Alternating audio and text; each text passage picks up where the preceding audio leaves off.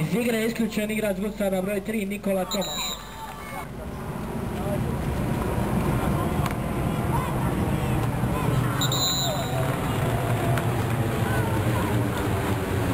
Gol za Centar.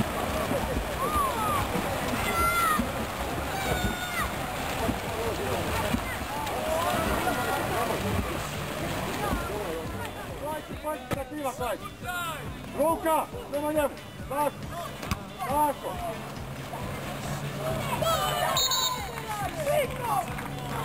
Iz igre je isključen igrač Gustara broj 10 Mario Kovaković.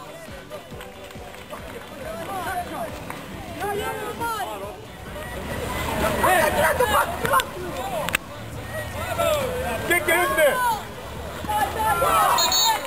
Živo, živo, nazvat!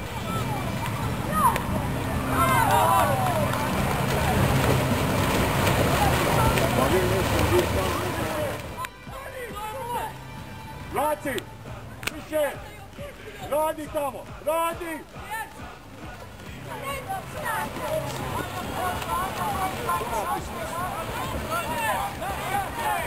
Ne može Tomaš nešto,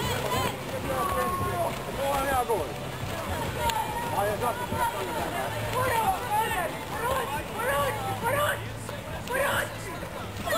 Tomaš!